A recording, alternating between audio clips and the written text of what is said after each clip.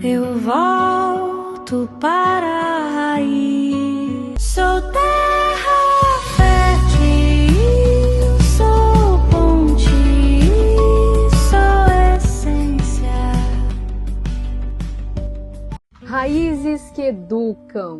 Eis aqui esse momento esplendoroso onde nós estamos falando do solo em que pisamos. Vovó, histórias. Você tem uma história, você tem uma raiz, você tem uma verdade, uma identidade. E hoje nós estamos aqui na Bodega do Del com Sandra Soares falando de personalidade, identidade, raiz. Raiz de pessoas que transformaram a arte em sustento. E nada melhor que começar esse programa falando com quem entende de raízes. Sandra, olá! Seja muito bem-vinda ao Raízes que Educam. Muito obrigada pela oportunidade. E é um dos assuntos a qual eu amo muito, né? Falar um pouco do artesanato em geral. É algo que já vem, né, da minha geração. E o artesanato ele faz com que você volte no tempo, né, viaje, conheça o que sempre as pessoas antigas deixaram pra gente, né, a forma de trabalhar. É uma herança, né? Com certeza, uma herança muito profunda.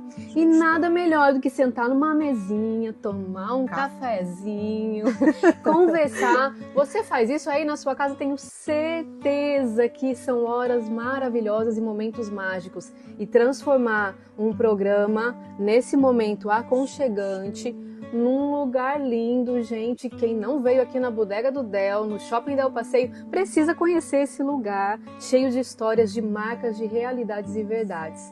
Vamos começar com a primeira fala, que eu acho que o pessoal deve estar assim pensando: por que bodega? Bodega do Del, por que uma bodega? Isso é muito característico aqui do Ceará, né? Isso, exatamente. Explica um pouquinho aí pro pessoal por quê. Quando se foi pensado no projeto, então é tanto que até a escrita do nome você vê que não é o U, é o O. Então aquela coisa bem matuta. Então a ideia é trazer exatamente essa origem do interior, essa coisa bem sertaneja. Então a parceria do Shopping Del, que nos deu a oportunidade, essa grande oportunidade, a qual eu sou muito grata, eles cedem o espaço.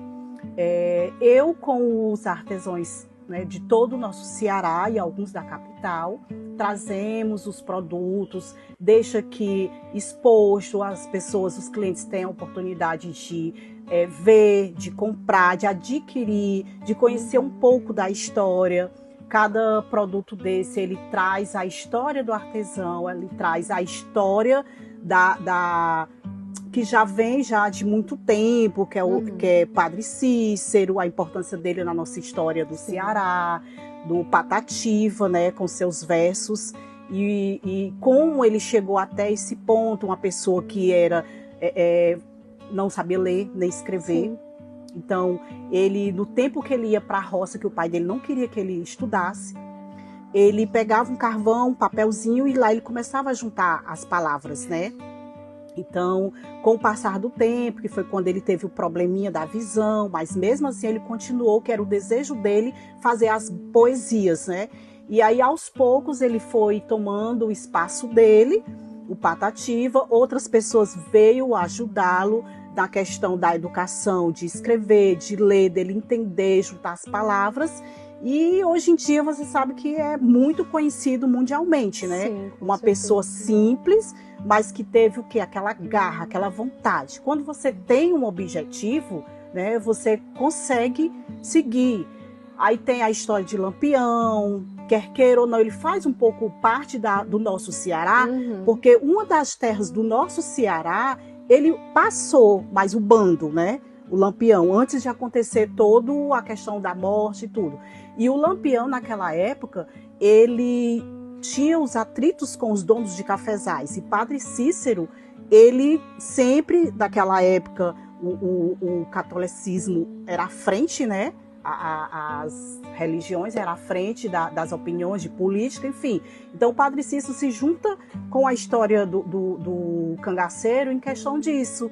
Ele ajudava em quê? Em falar com ele, olha, não tá certo o que você tá fazendo, mas vamos tentar por outro lado. Então, assim, é tanto que na história, se você entrar, Padre Cícero, ele só teve uma vez um encontro com o cangaceiro, que foi justamente para evitar uma guerra maior, a qual ele tinha o pensamento de fazer. É uma história muito raiz, né? Aqui do e Ceará, se você entrar nos Nordeste. livros, eu gosto, eu sempre fui muito curiosa. Então eu gosto de ler, eu gosto de história.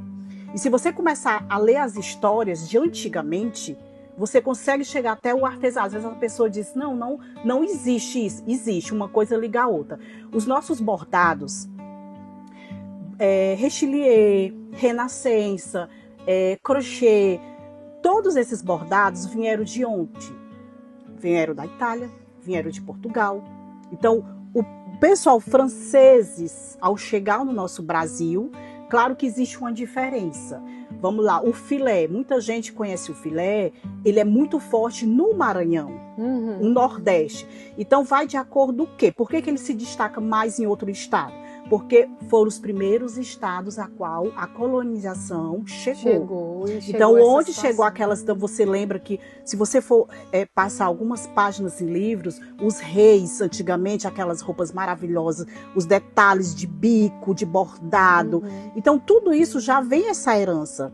É tanto que, hoje em dia, o crochê, se você for ver, não existe uma data certa de onde realmente ele veio. Mas ele ficou enraizado em nosso Nordeste, em Ceará, qualquer outro local. E aí vai se destacando as praias, Icaraí, tem também as meninas lá de Jaguaretama, que é a parte forte do crochê. Então, cada lugar do Ceará tem um pessoal que trabalha. Sim. Aí vai a Renascença. Então, assim, é história. E fazem disso seu sustento. O principal. Sua vida.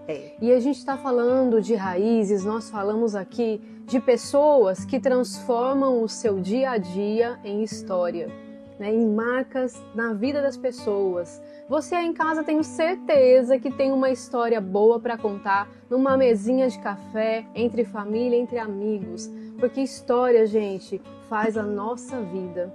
Nós pisamos no chão da nossa história e tem raízes e marcas profundas. E é dessas marcas que nós vamos fazer aqui, falar sobre um pouquinho da vida da Sandra, que está aqui representando os artesãos do Ceará, mas... Da onde vem essa raiz com o artesanato? Qual é essa ligação, essa conexão? Da onde surgiu a vontade de estar nesse meio e estar conectando pessoas? Porque hoje a Sandra é a maior conectora, né, de artesãos aqui do Ceará, junto com o público, com os turistas. Então, eu quero saber, Sandra, qual é essa conexão sua, pessoal, com o artesanato? Além da história toda que nós conhecemos, que de fato faz um sentido muito grande. Hoje, se você conversar com qualquer cearense aqui, que você sente, você que não é cearense, como eu que estou em terra cearense e não sou cearense, eles vão contar de toda essa marca de história que a Sandra nos relatou aqui. Mas qual é a sua conexão, a sua raiz com o artesanato? Bom, a minha origem, meus tios, avós, trabalhavam, né, com a palha. Nós somos a família da minha mãe de Ubajara.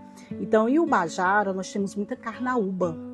Então, a folha da carnaúba, ela traz uma riqueza tão grande. Através da folha, você consegue fazer cestos, você consegue fazer chapéu. E antigamente eu cansava de ver minhas tias, minha avó fazendo esse material. Isso, aqui, ó, vocês exatamente. Estão vendo aqui, quem não tá vendo fazia aqui, cesta, pode pegar um fazia essa parte aqui, chapéu, né, Sandra? aqueles cestos, bolsas que